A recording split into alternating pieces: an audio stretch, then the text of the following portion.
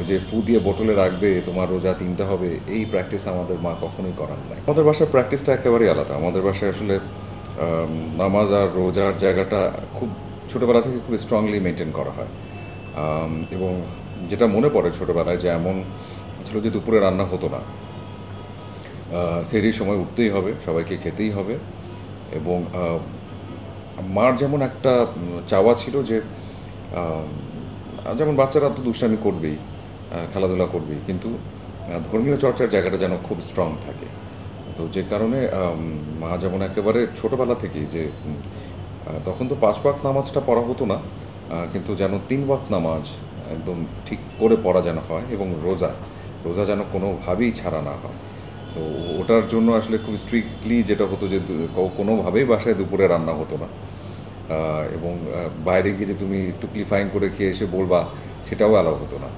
তো ওই রিচুয়ালের মধ্যে থাকতে থাকতে আসলে এই রোজার বিষয়টা আমরা আসলে এনজয় করতাম, ওয়েটই করতাম যে সেহরির সময় সবাই একসঙ্গে, যেহেতু আমাদের পরিবারটা একটু বড়, বাবা মা ভাই বোন সহ নানা নানু, মামা ফুপু চাচা ওনারা সবাই আসা যাওয়া করতেন, বিশেষ করে এই সময়গুলোতে। তো ওই একসঙ্গে সেহরি করা, একসঙ্গে ইফতার করা, একটা টেবিলের মধ্যে সবাই বসা, এটা কিন্তু ভীষণ আনন্দ। মানে ঈদের আগে কিন্তু ঈদের একটা আমেজ তৈরি হয়।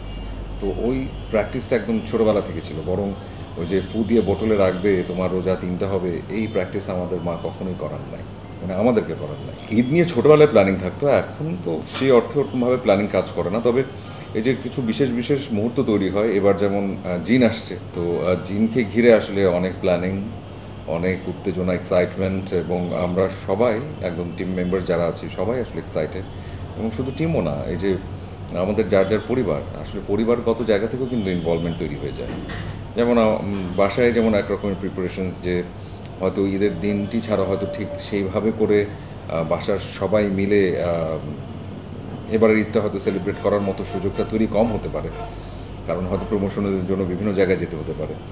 তো বাসার মানুষজনও কিন্তু মেন্টালি প্রিপেয়ার হয়ে গেছে যে যাতে করে এই কাজটুকু যেন খুব সহজভাবে করতে পারি। এবং পরিবারের সবাইও খুব এক্সাইটেড যে তারাও হয়তো বিভিন্ন অংশে হয়তো এসে জয়েন করতে পারেন। তো সেটাও আরেক রকমের আনন্দের। এই ঈদটা স্পেশাল ইনশাআল্লাহ। একটু পরিপাটি কাপড় পরাটা পছন্দ, কমফোর্টেবল কাপড়টা পরা পছন্দ। এমনি থেকেও আমি খুব পাঞ্জাবি পছন্দ করি। জুম্মার দিন তো পাঞ্জাবি পরা হয়। এছাড়াও আসলে যেই পরিবার ভিত্তিক যেই প্রোগ্রামগুলো হয় সেগুলোতেও আসলে পাঞ্জাবি পরার একটা রিচুয়াল আছে। তো ঈদের জন্য আসলে প্রথম পছন্দ পাঞ্জাবি থাকে, এবং সাদা পাঞ্জাবি থাকে। এবং আমাদের বাসার সবাই, একেবারে সবাই এবং সাদা পাঞ্জাবি পরেন। সাদারই হয়তো বিভিন্ন শেডস পরেন, কিংবা সাদার মধ্যে হয়তো কিছু ডিজাইনস কিংবা কালার্স থাকে হয়তো, কিন্তু সাদার বাইরে পরা হয় না।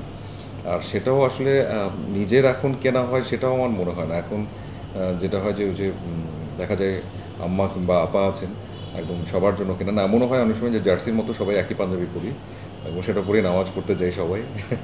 বিশেষ কোনো কারণ না, আসলে পছন্দের রং থাকে না কিছু। পছন্দের রংটা আসলে সাদা কালো, এবং আমি মানুষটাও মনে একটু সাদা কালো। আমি খুব সোজা সাপটা কথা বলি, কথা শুনতেও পছন্দ করি।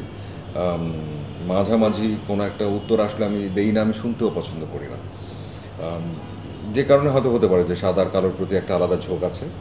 আর জানি না, আমার কাছে এটা মনে হয় যে সাদা আর কালো ছেলেদেরকে ভালো দেখায়, যে কোনো ছেলেকে, যে কোনো কমপ্লেক্সনের হোক না কেন, আসলে এই কালারটা সবাইকে মানিয়ে যায়। হ্যাঁ, এটা অস্বীকার করলে আসলে মিথ্যে বলা হবে। প্রচুর গিফট পাওয়া যায়, পাওয়া হয়, এবং আমি আসলে আমি আসলে প্রত্যেকটা গিফটকেই আসলে আমি সম্মান জানাই। সেটা যদি একটা বইও হয়, সেটা যদি একটা ফুলও হয়, আমার কাছে মনে হয় যে কেউ আসলে ভালোবেসে পাঠিয়েছেন, কেউ আদর করে মায়া করে পাঠিয়েছেন। তো আমি আসলে রিকোয়েস্ট করি যে খুব এক্সপেন্সিভ জিনিস যেন কেউ কখনো না দেন, কিন্তু যেটা আমাকে পাঠান আমি চেষ্টা করি সেটা পড়তে। সেগুলো আসলে পছন্দ অপছন্দের ঊর্ধ্বে।